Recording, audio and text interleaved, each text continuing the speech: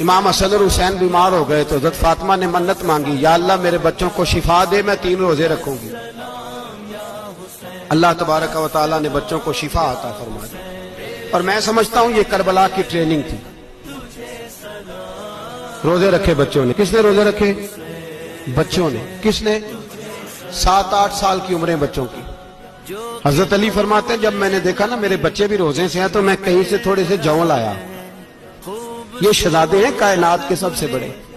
فرماتے ہیں میں نے بی بی پاک کو دیے تو سیدہ پاک نے جوں پیسے روٹیاں پکائیں، اور جب عین افطاری کے وقت کھانا سامنے آیا تو دروازے پہ بھکاری آیا۔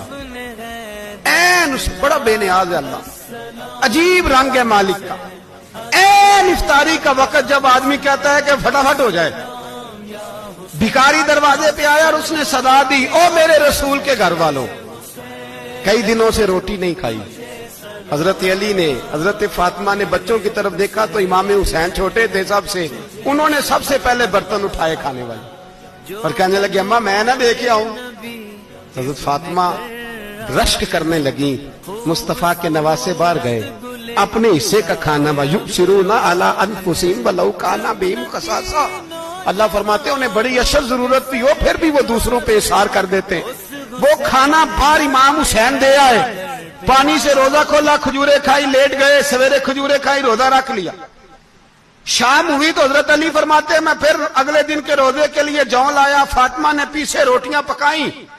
2 دنوں کی بھوک تھی پر مالک تو بڑا بے نیاز ہے، آزمانے پہ آیا تو اس رنگ میں عین افطاری کے وقت دروازے سے آواز نکلی، اور مانگنے والے نے کہا کہ بھوکا بھی ہوں اور یتیم بھی ہوں، یتیم ہوں۔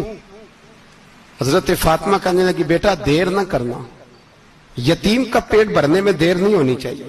کھانا باہر چلا گیا، پانی سے روزہ، کھجورے، شہزادے ہیں شہزادے، یہ 2 جہاں کے شاہ ہیں، پاس کچھ رکھتے نہیں، 2 جہاں کی نعمتیں ہیں ان کے خالی ہاتھ میں۔ کھجور پانی سے افطاری بھی، سحری بھی، سویرے پھر اٹھے، روزہ رکھا، تیسرا دن ہے، تیسرا۔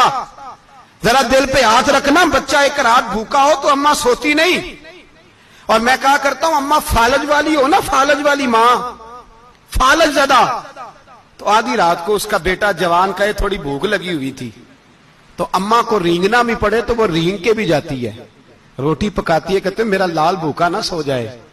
اور مصطفیٰ کی بیٹی سے زیادہ بچوں سے کون پیار کر سکتا ہے؟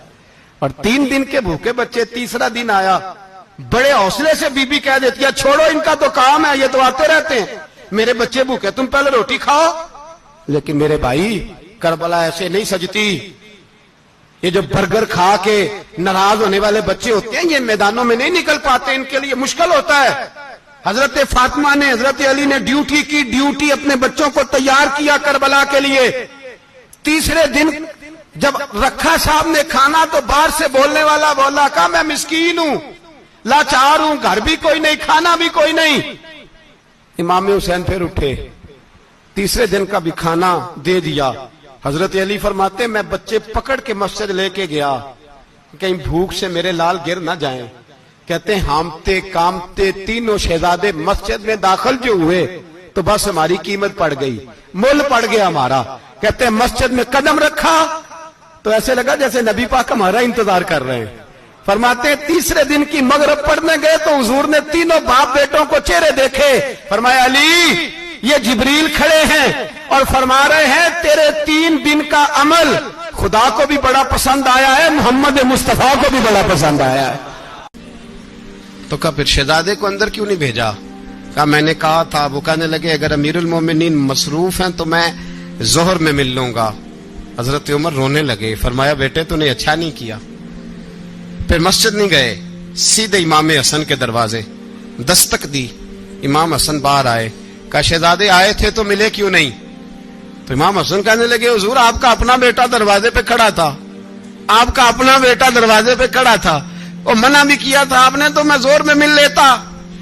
حضرت امام حسن فرماتے جوش جذبات میں جناب عمر نے سر سے پگڑی اتار دی، جوش جذبات میں کہنے لگے حسن میرے بیٹے کا اور آپ کا کیا مقابلہ؟